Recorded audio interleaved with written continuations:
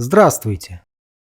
В этом видео рассмотрим создание и использование сплайна стиля в программе SolidWorks. Этот инструмент позволяет создавать эскизы кривых Безье в двух- и трехмерных эскизах. Откроем эскиз с двумя объектами и попробуем соединить их между собой. Нажимаем обычный сплайн и соединяем две дуги. При необходимости задаем взаимосвязи, например, касательность. Отредактировать форму сплайна можно, перетаскивая промежуточные точки, расположенные прямо на кривой. Форма кривой при этом меняется, но при резких изменениях могут возникнуть нежелательные горбы или изломы. Включим управляющие многоугольники и отредактируем форму сплайна с помощью этих внешних точек. Форма кривой изменяется теперь более плавно, но задать размеры или взаимосвязи между этими точками невозможно. Для более точного управления формой сплайна еще в версии программы 2014 появился новый тип сплайна – сплайн стиля. Раскрываем меню сплайн и выбираем сплайн стиля. Или нажимаем инструменты, объекты эскиза и нажимаем сплайн стиля. В менеджере доступны 4 типа сплайна. Каждый тип определяет математическую основу кривой. Первый тип – кривая Безье, создает сплайн в виде единой кривой, форма которой зависит от всех контрольных точек сразу. Нарисуем такую кривую из 3 точек и выделим нарисованный сплайн. Параметр степень кривой регулирует степень кривизны сплайна. Значение параметра автоматически равно количеству контрольных вершин минус единица. Степень кривой можно регулировать вручную, вставляя или удаляя контрольные вершины. Особенность этого типа заключается в том, что перемещение любой точки меняет форму всей кривой целиком. Нажмем сплайн стиля и выберем второй тип B-сплайн третьей степени или кубический B-сплайн. Это самый распространенный тип сплайнов, так как он обеспечивает достаточную гладкость при умеренной вычислительной сложности. В таком типе сплайна изменение положения одной точки влияет на ближайшую часть кривой, в меньшей степени затрагивая отдаленные участки.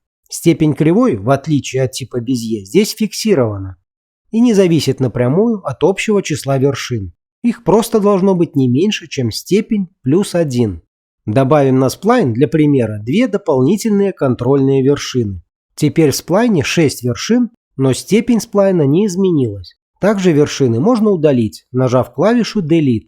Если удалить еще одну вершину, то их количество станет меньше необходимого, и тип кривой будет изменен на кривую Безье.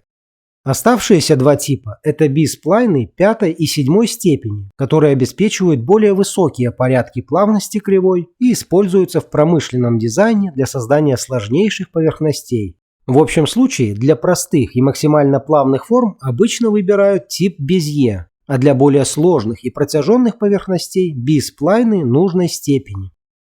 Соединим между собой две дуги с помощью кривой Безье. В графической области выбираем конечную точку первой дуги. Создается первая вершина сплайна стиля. При этом появляется линия формирования желтого цвета. Точку можно указать в любом месте, но если привязать вторую контрольную вершину к линии формирования, то программа создаст взаимосвязь типа касательность в первой точке. Продолжаем перемещать курсор вправо, и снова точку можно создать в любом месте, но если привязать третью контрольную вершину к новой линии формирования, то программа создаст одинаковые взаимосвязи кривизны в конечной точке. Появляется значок одинаковой кривизны и нажимаем кнопку мыши. Далее продолжаем добавлять контрольные вершины. При достижении конечной точки второй дуги можно просто привязать сплайн к этой точке, или нажать и удерживать клавишу Alt, и тогда к последней управляющей вершине автоматически применяется взаимосвязь касательность. Дважды щелкаем мышкой в конечной точке сплайна. Связующая кривая между двумя дугами завершена.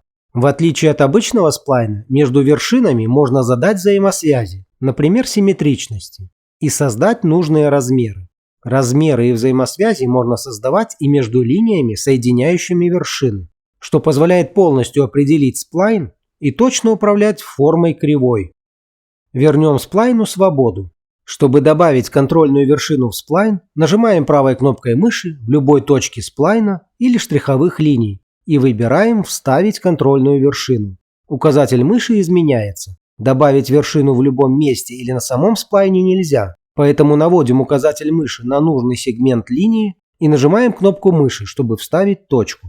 Новая контрольная вершина разбивает сегмент на две части, а кривизна сплайна скорректируется соответствующим образом. Добавим для примера еще точки. Наглядно видно, что каждая добавляемая контрольная вершина увеличивает градус кривой. Отменим вставку вершин. Далее для примера нарисуем два сплайна стиля, которые будут связаны между собой, но не полностью зафиксированы.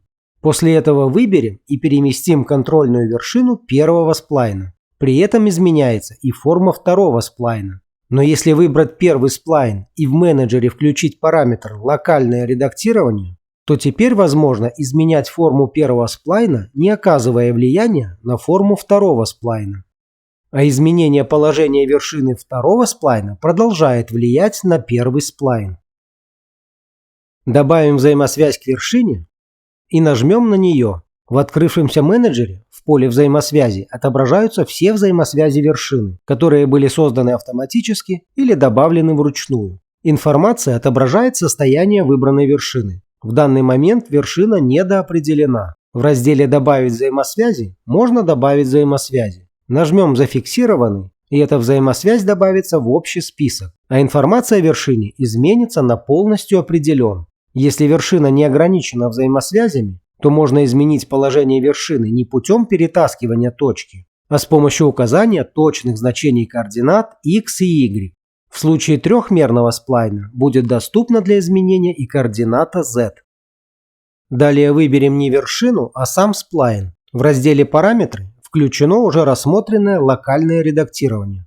Также сплайн можно преобразовать во вспомогательную геометрию.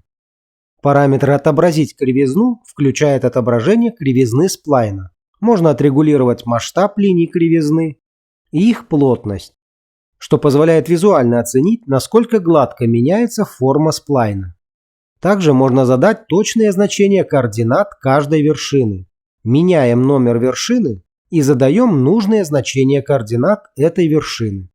Осталось рассмотреть два параметра. Это выбор между нерациональным и рациональным сплайном. Различие заключается в наличии дополнительного параметра – веса контрольной вершины. Этот параметр определяет степень влияния конкретной вершины на форму кривой, без изменения координат самой точки. В нерациональном сплайне у всех контрольных вершин одинаковый вес, обычно равный единице. Можно изменять форму кривой, только перемещая сами вершины в пространстве. В рациональном сплайне каждой вершине можно назначить индивидуальный вес, и форму кривой можно изменять не двигая вершину, а просто меняя ее вес. Чем выше вес вершины, тем сильнее кривая тянется к ней. Выберем номер нужной вершины и увеличим значение веса для этой вершины. Это заставляет сплайн сильнее притягиваться к данной вершине, делая изгиб в этой области более острым. Уменьшение же веса делает влияние точки слабым.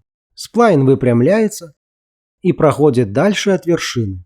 Только рациональные сплайны позволяют математически точно описывать конические сечения. Нерациональный сплайн всегда будет лишь приближением к ним. И на этом все. Спасибо за поддержку. Всего вам доброго.